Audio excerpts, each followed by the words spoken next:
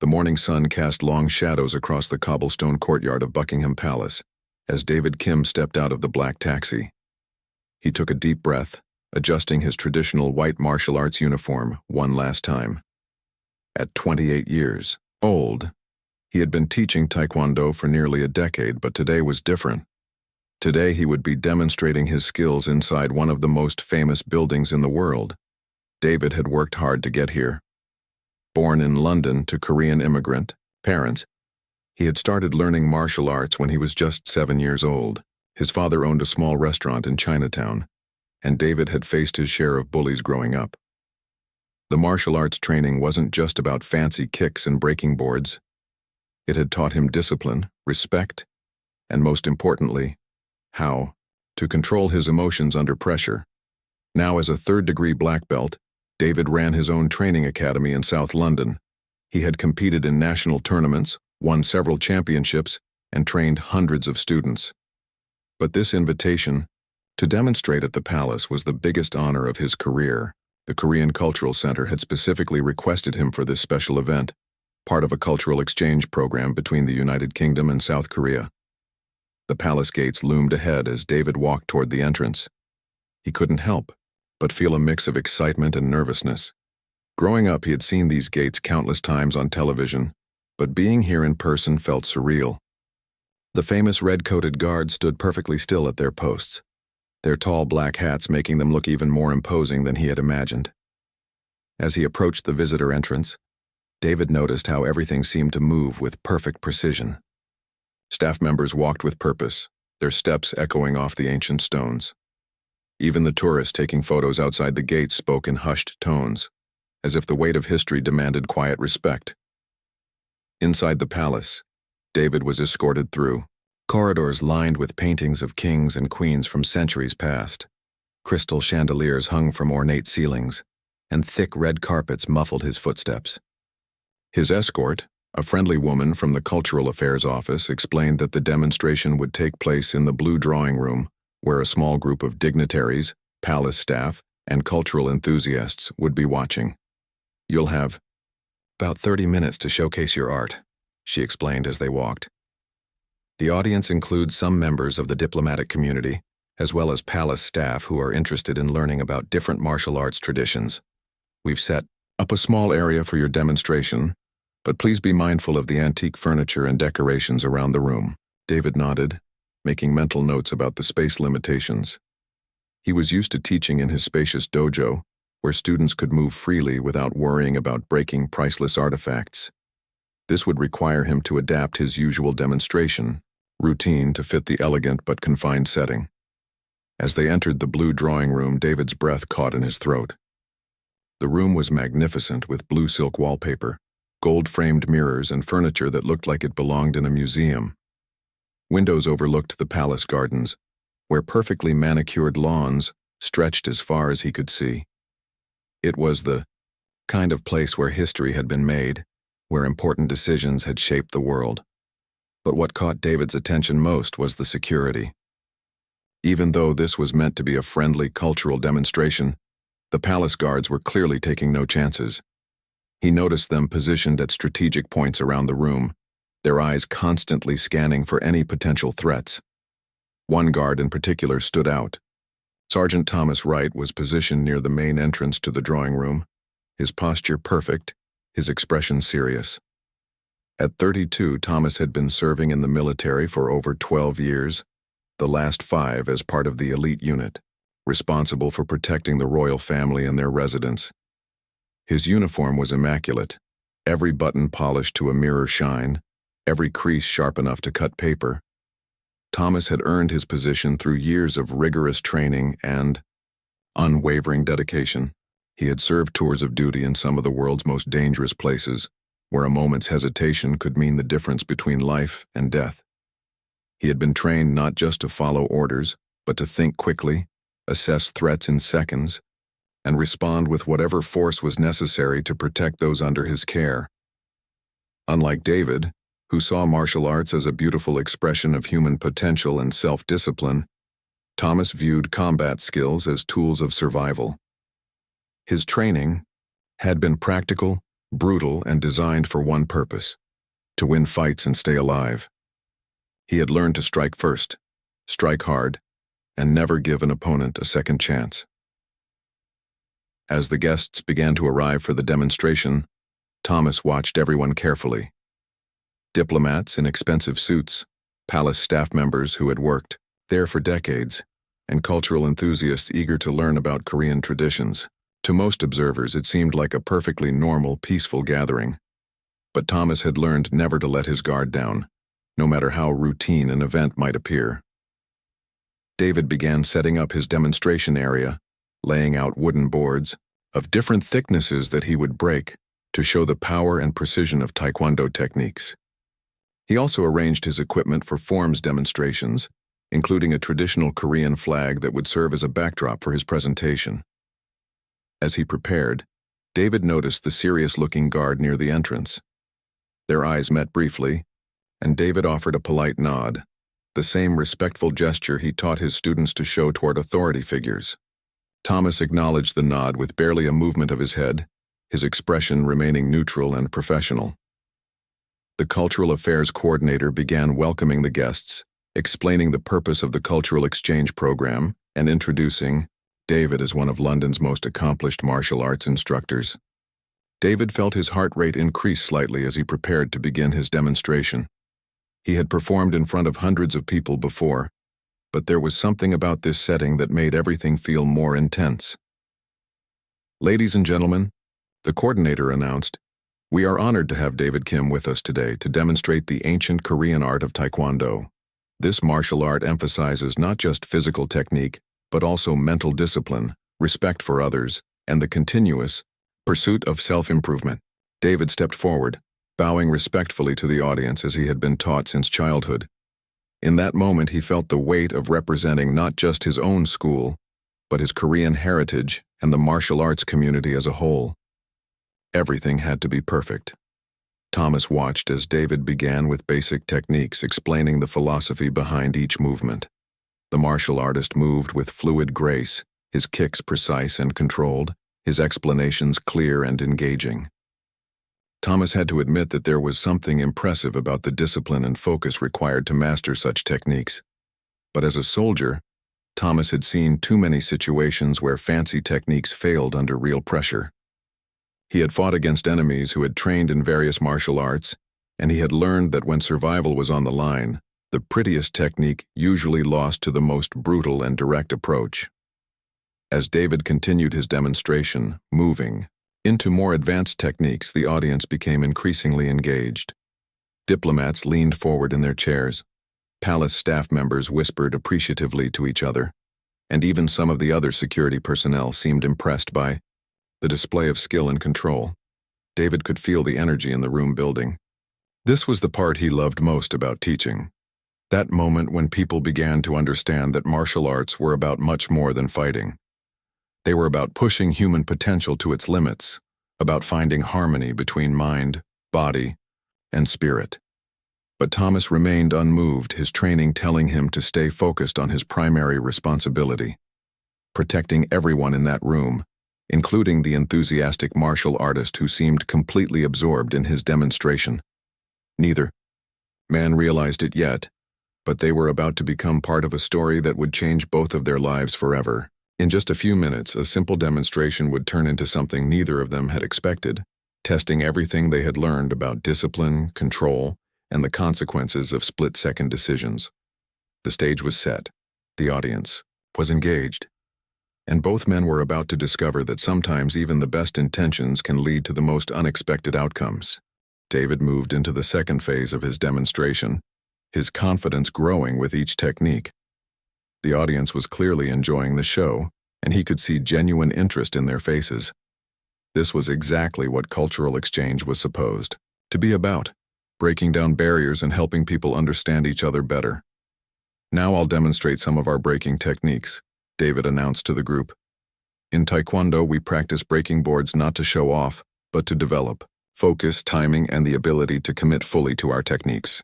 It teaches us that with proper preparation and mental discipline, we can overcome obstacles that might seem impossible." He positioned the first board, a thin piece of pine wood, on 2 concrete blocks he had brought for the demonstration.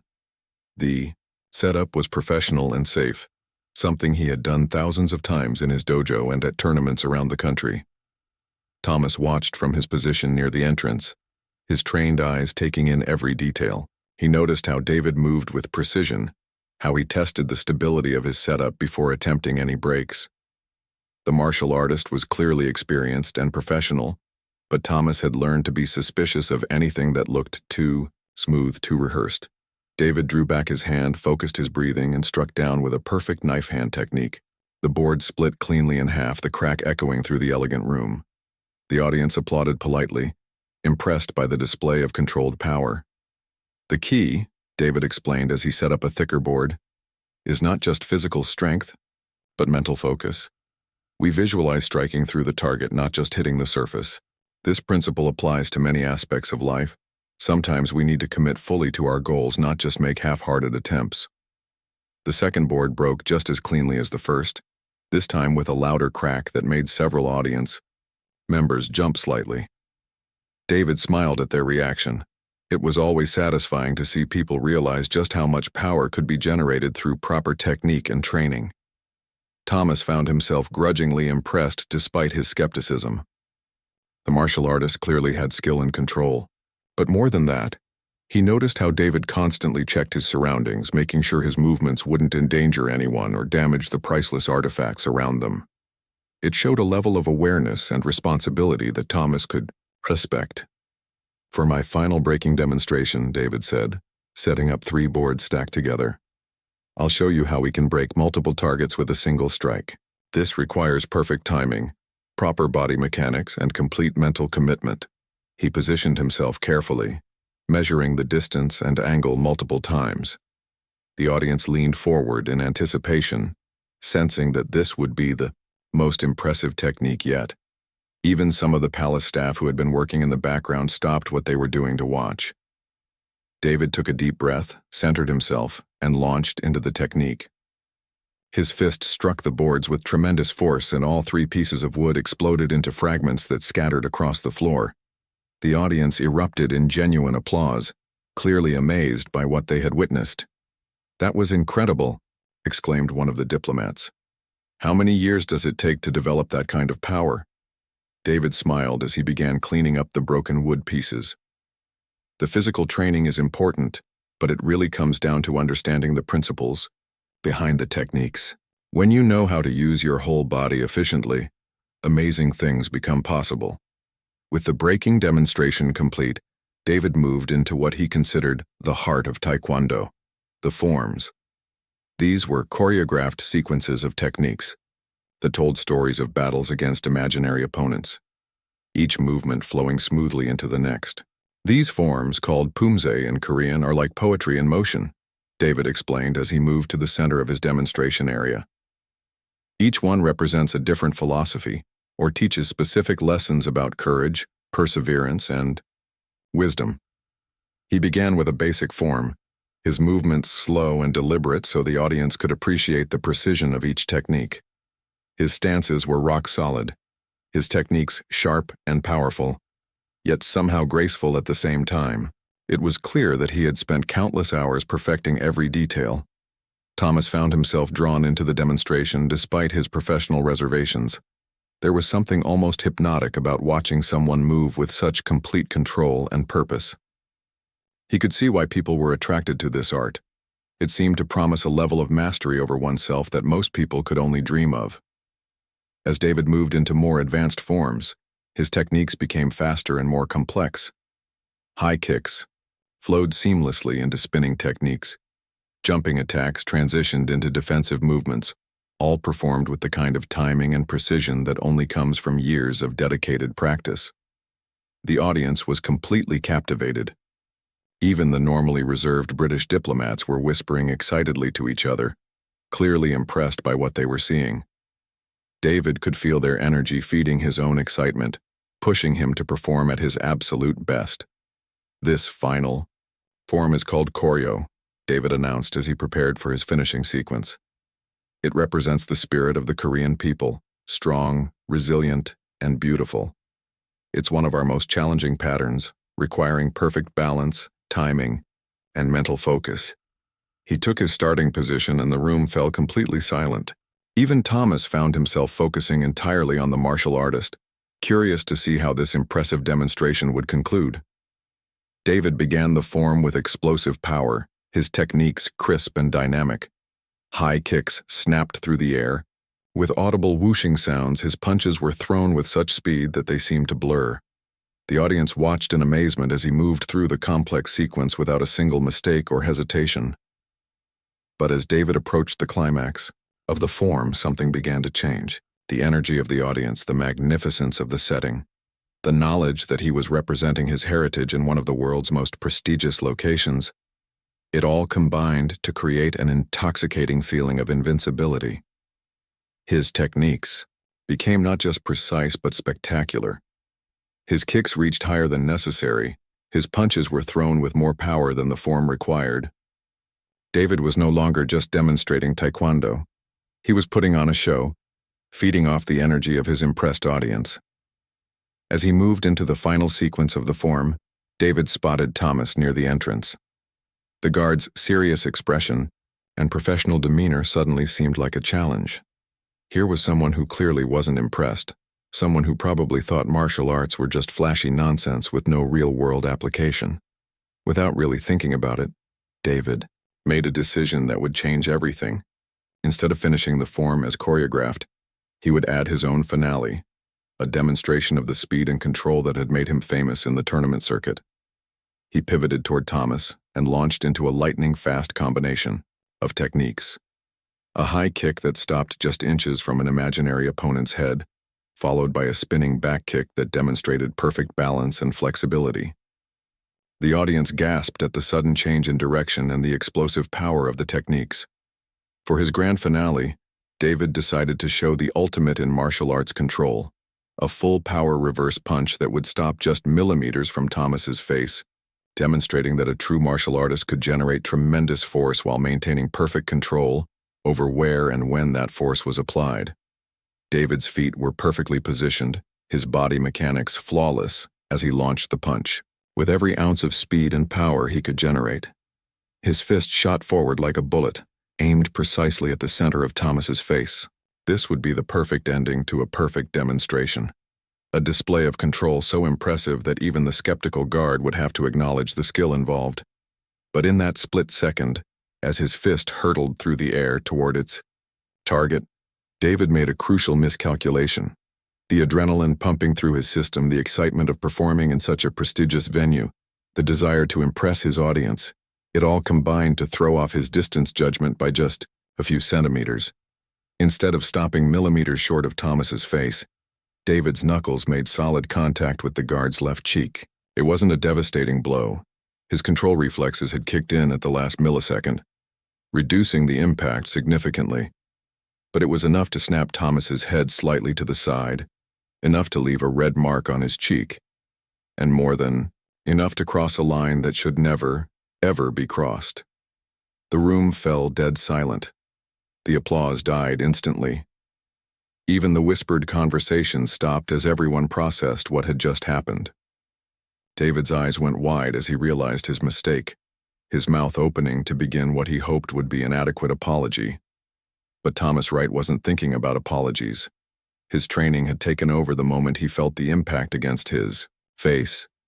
Years of military conditioning, countless hours of combat instruction, and the fundamental responsibility to protect everyone in that room from any potential threat. It all combined in that instant to transform him from a ceremonial guard into the experienced soldier he really was. His eyes locked onto David's face with the cold intensity of someone who had just identified a clear and time seemed to slow down as Thomas processed what had just happened. The sting on his cheek wasn't particularly painful. He had endured much worse during his military training, but the implications were enormous. Someone had just struck a member of the Royal Guard inside Buckingham Palace. Every instinct he had developed over 12 years of military service screamed at him that this was a threat that needed to be dealt with immediately and decisively. David stood frozen, his hand still extended from the punch that had gone terribly wrong. His mind raced as he tried to find the words to explain that it had been an accident, a miscalculation during what was supposed to be a demonstration of control. But looking at Thomas's face, he could see that explanations would have to wait. The guard's expression had transformed completely. Gone was the professional but relatively relaxed demeanor he had maintained throughout the demonstration.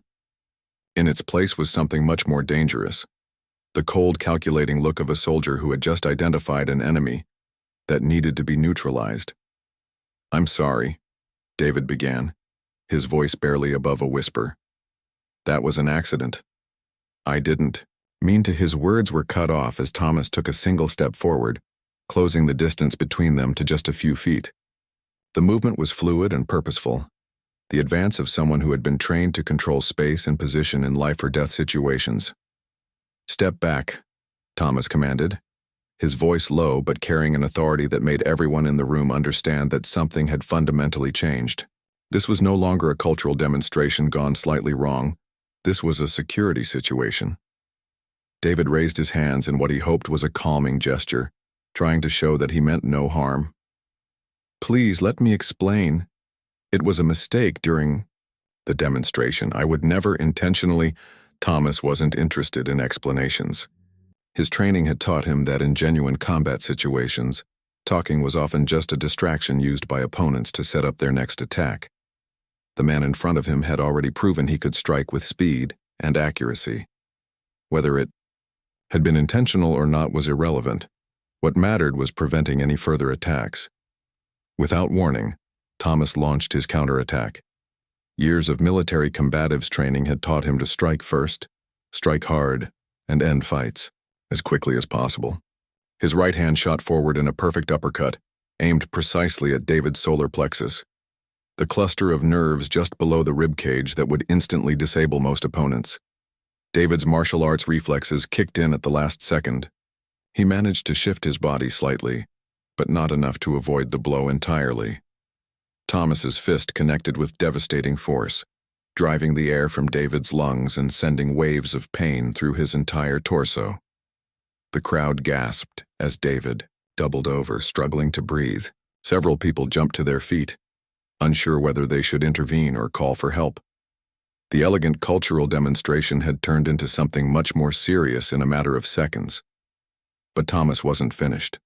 His training had taught him never to assume that a single blow would end a fight, especially against an opponent who clearly had martial arts skills. As David struggled to recover from the first strike, Thomas followed up with a technique designed to put him down for good.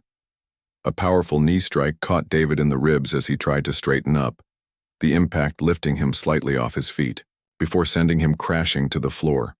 The sound of his body hitting the polished wooden surface echoed through the room, mixing with the gasps and shocked exclamations from the audience. David rolled to his side, pain shooting through his ribs and abdomen. His martial arts training had included plenty of sparring and even some full-contact competition, but this was different. Thomas wasn't trying to score points or win a match.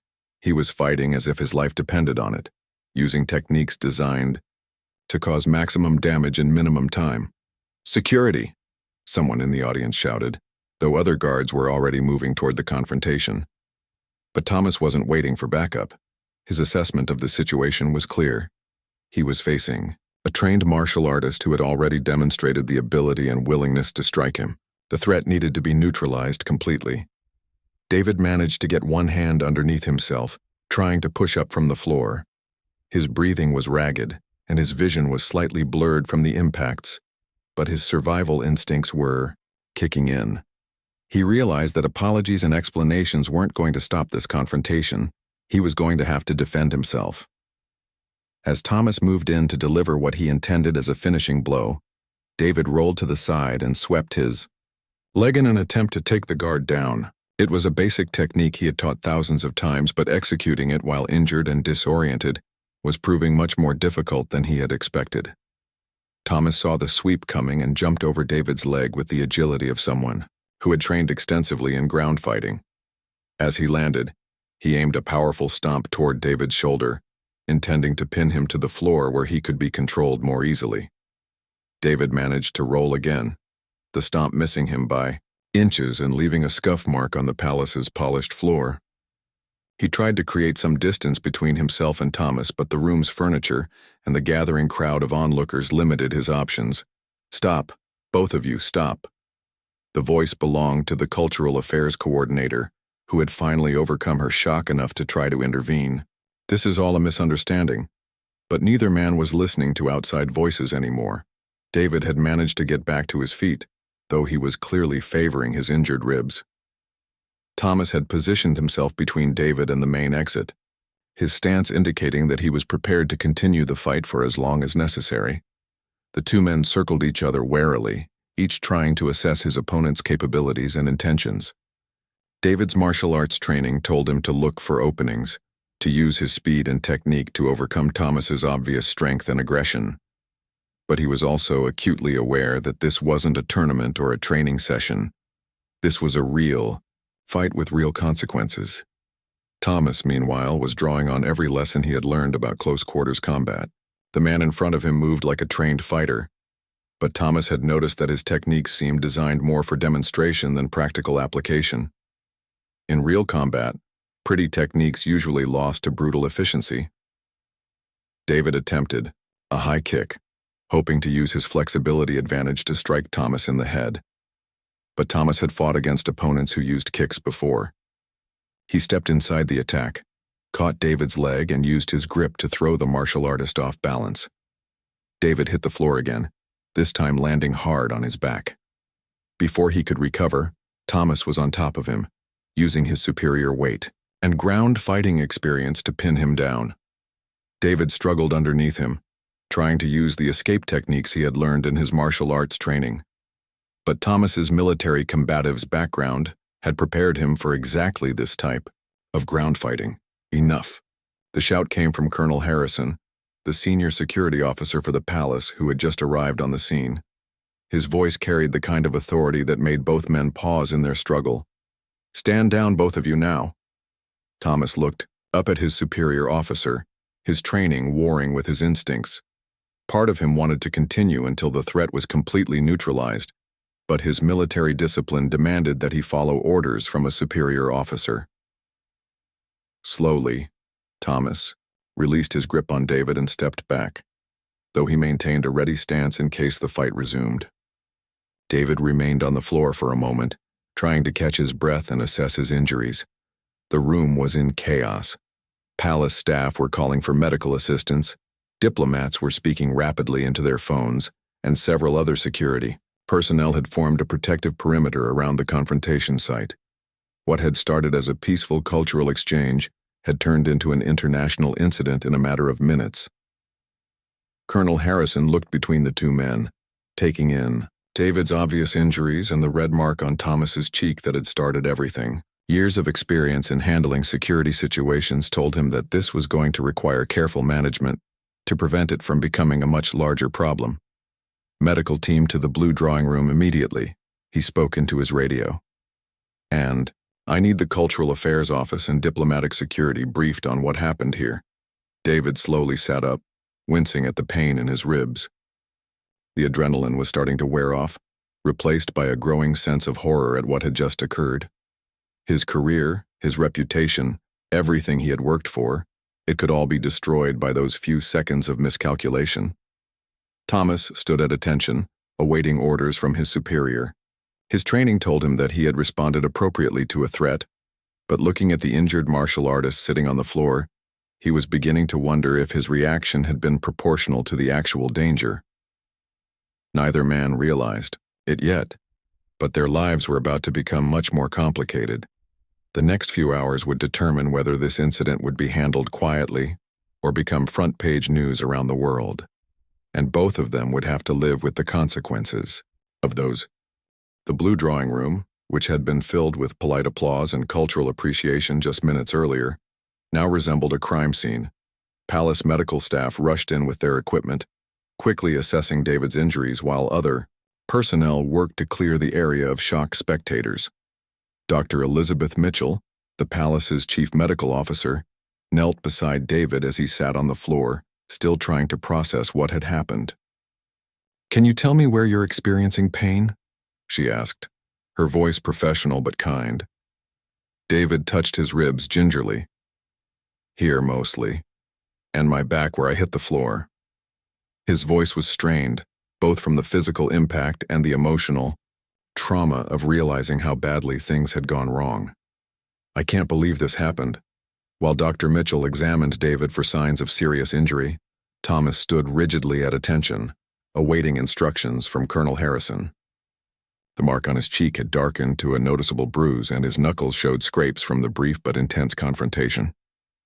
"Sergeant Wright," Colonel Harrison said quietly, "report to my office immediately after the medical team clears.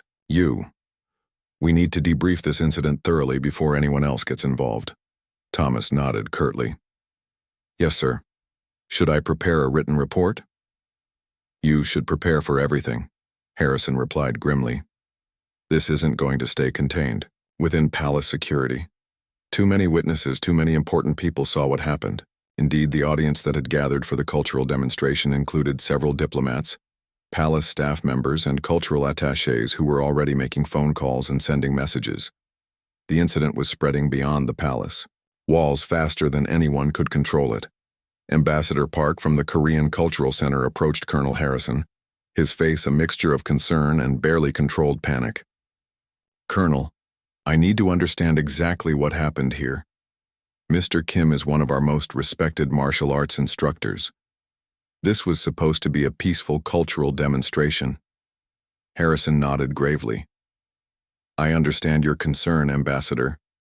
We'll be conducting a full investigation, and I can assure you that all parties will be treated fairly. But right now, my priority is ensuring everyone receives appropriate medical attention and securing the scene." Meanwhile, David was being helped to his feet by the medical team. Dr. Mitchell had determined that while his injuries were painful, they weren't life-threatening. "You're going to have some significant bruising," she told him, "and those ribs are going to hurt for several days. I'd recommend getting x-rays to rule out any fractures." "Can I go home?" David asked, though part of him wasn't sure he wanted to face the outside world yet. The reality of what had happened was starting to sink in, and he could already imagine the headlines that would soon be appearing in newspapers around the world. "You'll need to remain available for questioning," Colonel Harrison interjected. "This incident occurred on palace grounds involving palace personnel, so there will be an official investigation. Nothing personal, you understand, but we have protocols to follow." David's heart sank even further. He had hoped that somehow this could be resolved quietly, that explanations could be given and apologies accepted. But looking around the room, at all the official personnel now involved, he realized this was going to become much bigger than a simple misunderstanding. Thomas was escorted to a separate area for his own medical evaluation, though his injuries were minor compared to David's. As he walked through the palace corridors, he found himself replaying the incident over and over in his mind. Had he overreacted? Had there been a better way to handle the situation? His military training told him that his response had been appropriate. Someone had struck him and he had neutralized the threat. But the rational part of his mind was beginning to question whether a martial arts instructor giving a cultural demonstration really represented the kind of threat that justified such a forceful response. Within an hour, both men found themselves in separate conference rooms, being questioned by palace security officials, diplomatic personnel, and legal advisors. The questions came from multiple directions. What had led up to the incident? What were each man's intentions? Could this have been prevented? David's questioning session was particularly difficult. He found himself trying to explain the concept of demonstrating control and precision to people who had never studied martial arts. "I was showing how we can generate power while maintaining perfect control," he repeated for the third time. The punch was supposed to stop just short of his face. It was a demonstration of technique, not an attack. "But it didn't stop short," pointed out the legal advisor. "You made physical contact with a member of the Royal Guard, regardless of your intentions. That's a serious matter." David felt tears of frustration forming in his eyes. "I know, I realize that now. It was a mistake, a miscalculation.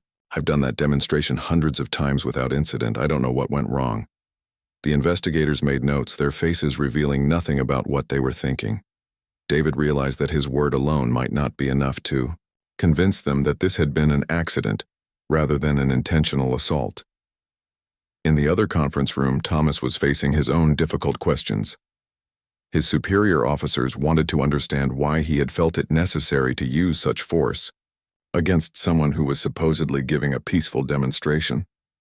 "The subject made deliberate physical contact with my face," Thomas explained, his military bearing intact despite the circumstances. "My training dictates that any unprovoked assault on palace security personnel requires immediate response to prevent escalation." "But did you consider that it might have been accidental?" asked Colonel Harrison. "Several witnesses have stated that the demonstration appeared to be about control and precision." Thomas hesitated for a moment. "In the moment, sir, I assessed the situation as a direct threat. The subject had demonstrated considerable speed and power throughout his presentation. When he made contact, I responded according to my training." This questioning continued for hours, with both men providing their accounts of the incident multiple times to different officials. Security camera footage was reviewed, witness statements were collected, and legal precedents were researched. By late afternoon, word of the incident had begun leaking to the media. The first reports were sketchy and sensationalized. "Martial Arts expert attacks Royal Guard at Palace," read one headline. "International incident at Buckingham Palace," declared another. David's phone began ringing constantly with calls from reporters, friends, and fellow martial arts instructors who had heard various versions of what had happened. His martial arts school received dozens of calls, some supportive, others questioning whether their instructor could be trusted if he had attacked a palace guard. Thomas, meanwhile, was dealing with his own media attention. Military blogs and security forums were buzzing with discussions about whether his response had been appropriate. Some commenters praised him for following his training and protecting the palace.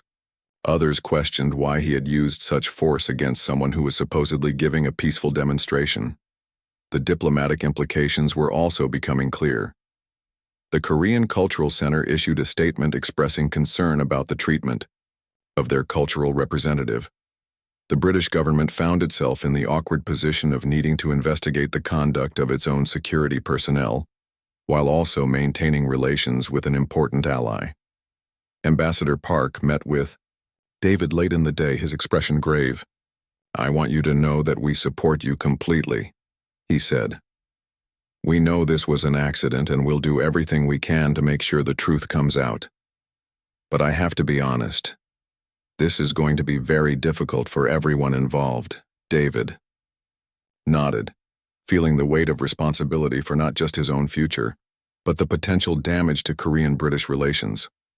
"I should have been more careful," he said quietly. "I should have maintained better distance." "Yes, you should have," Ambassador Park agreed, "but that doesn't mean you deserve what happened afterward. A simple accident shouldn't have resulted in you being injured and treated like a criminal." As evening approached, both men found themselves facing an uncertain future. David returned to his small apartment, where he sat alone, ice pack pressed to his bruised ribs, wondering if his career in martial arts was over. The phone continued to ring, but he had stopped answering it hours ago.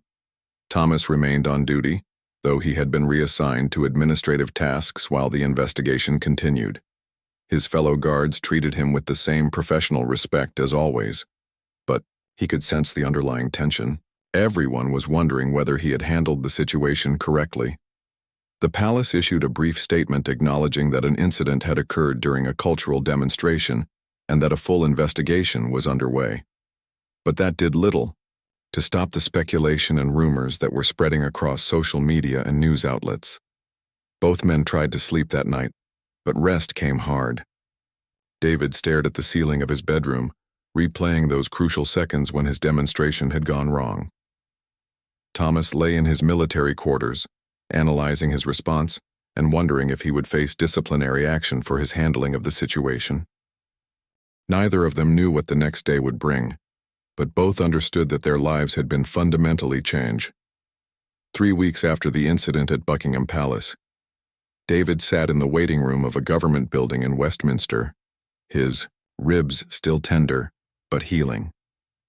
The investigation had been thorough and exhausting, involving multiple interviews, medical examinations, and reviews of security footage from every possible angle. The media attention had been relentless at first. David's martial arts school had been surrounded by reporters for days, and he had been forced to stay with friends to avoid the constant phone calls and doorstep interviews. The story had spread internationally, with news outlets from Korea to America covering what they called the Palace martial arts incident. But as more details emerged, the narrative began to change. Security footage clearly showed that David's punch had been part of a flowing demonstration sequence, not a deliberate attack. Witnesses confirmed that he had appeared shocked and immediately apologetic after the contact occurred. Medical experts testified that the force of the punch had been consistent with someone trying to pull back at the last second, not someone attempting to cause harm. Thomas had faced his own intense scrutiny. Military analysts debated whether his response had been proportional to the threat. Some argued that his training and experience justified his immediate reaction to what appeared to be an attack. Others questioned whether a few seconds of assessment might have revealed that the contact was accidental. The investigation committee included palace security officials, military personnel, diplomatic representatives, and independent legal experts. They had spent weeks reviewing every aspect of the incident, interviewing witnesses and consulting with experts in both martial arts and security protocols. Finally, the day of the official findings had arrived. Both David and Thomas sat in separate areas of the same building, waiting to hear the committee's conclusions about what had happened and what consequences, if any, they would face. Colonel Harrison emerged first from the committee room and approached Thomas. "Sergeant Wright, the committee has reached its findings. Your response has been determined to be within the bounds of your training and responsibilities, given the information available to you at the time of the incident." Thomas felt a wave of relief, though it was tempered by uncertainty about what would come next. "Thank you, sir. What about disciplinary action?" "No formal disciplinary action will be taken," Harrison continued. "However, the committee has recommended additional training for all palace security personnel on recognizing and de-escalating situations involving cultural demonstrations and civilian interactions." Thomas nodded, understanding that while he wasn't being punished, the incident had revealed areas where protocols could be improved. "I accept that recommendation, sir. I want to make sure something like this doesn't happen again." Meanwhile, David was called into a separate room where Ambassador Park and several committee members waited. His heart raced as he prepared to hear his fate. "Mr. Kim," the committee chairman began, "after extensive investigation, we have concluded that the physical contact that initiated this incident was indeed accidental. The evidence clearly shows that you were demonstrating martial arts techniques, not attempting to assault palace security personnel." David felt his shoulders sag with relief, but the chairman continued. "However, the committee must note that your demonstration violated basic safety protocols that should govern any physical demonstration, particularly in such a sensitive environment." "I understand," David said quietly. "I take full responsibility for my poor judgment in distance and positioning," Ambassador Park spoke up. "The Korean Cultural Center accepts that better safety briefings should have been provided before the demonstration. We share responsibility for ensuring proper protocols were followed." The committee chairman nodded. "Given these findings, no criminal charges will be filed against either party. However, we are implementing new guidelines for all cultural demonstrations on royal properties, including mandatory safety briefings, designated performance areas, and minimum distance requirements from security personnel." Over the following weeks, both men began the process of rebuilding their lives and careers. David returned to teaching at his martial arts school, though he found that the incident had changed his approach to instruction. He now emphasized safety, protocols more heavily, and spent considerable time teaching students about situational awareness and the importance of understanding their environment. The media attention had actually brought unexpected benefits to his school. Many people who had read about the incident were curious about martial arts and came to observe classes or sign up for lessons. David found himself frequently explaining the difference between demonstration techniques and real-world applications, using his own experience as a cautionary tale. Martial arts teach us discipline and control, he would tell new students. But they also teach us humility. One moment of overconfidence or poor judgment can have serious consequences, no matter how skilled you think you are. Thomas continued his duties with the Royal Guard, though he too had been changed by the experience. The additional de-escalation training had been valuable, teaching him techniques for quickly assessing whether situations truly required force or could be resolved through other means. His fellow guards had initially been supportive, understanding that he had followed his training in what appeared to be a threatening situation, but as time passed and the full details of the incident became clear, Thomas found himself reflecting more deeply on the difference between following protocol and making the right decision. "We're trained to neutralize threats," he confided to a close friend in his unit, "but maybe we need to be better at recognizing when something isn't actually a threat, even if it looks like one at first."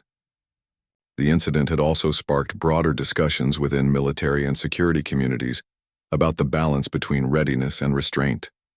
Training programs began incorporating more scenarios that required split-second decisions between action and de-escalation. 6 months after the incident, something unexpected happened. David received a letter from Thomas, delivered through official palace channels. The guard had requested permission to write to him, wanting to express his thoughts about what had occurred. "I have spent many weeks thinking about that day," Thomas wrote. "While I believe I followed my training appropriately, I realize that my response caused you significant pain and embarrassment. I want you to know that I respect your skill and dedication to your art, and I hope you have been able to continue teaching and inspiring others." David was moved by the letter and requested permission to respond. "Your reaction was understandable given your training and responsibilities," he wrote back. "I hope my mistake hasn't caused problems for your career. Perhaps we can both use this experience to help others learn from what happened." This exchange led to an unexpected opportunity. Both men were invited to participate in a joint training program between the military and civilian martial arts communities, designed to help each group understand the other's perspectives and approaches to physical conflict. The program paired military personnel with martial arts instructors, allowing each to experience the other's training methods and mindset. David found himself working with soldiers who had never considered the philosophical aspects of combat, while Thomas learned about the precision and control that martial arts practitioners spent years developing. "In the military, we're trained to end fights as quickly as possible," Thomas explained to a group of martial artists during one session. "Sometimes that means using more force than might seem necessary, because hesitation can get you or your teammates killed." David nodded, addressing the same group. "In martial arts, we spend years learning to control our power and use exactly the right amount of force for each situation. But that training can sometimes make us overconfident in our ability to control every variable." The program proved so successful that it was expanded to include palace security, police departments, and martial arts schools throughout the UK. Both David and Thomas became regular instructors, sharing their story as an example of how misunderstandings can escalate quickly when different training backgrounds collide. A year after the incident, David was invited back to Buckingham Palace, not to give a demonstration this time, but to help develop the new safety protocols for cultural events. He worked with palace staff to create guidelines that would allow for impressive demonstrations while maintaining appropriate safety margins. Thomas was present at several of these planning sessions, and the two men developed a mutual respect that surprised them both. They never became close friends, but they understood each other in a way that few people could. Both had experienced those few seconds when training and instinct took over from rational thought. "The hardest part," David reflected during one of their conversations, "wasn't the physical pain or even the media attention.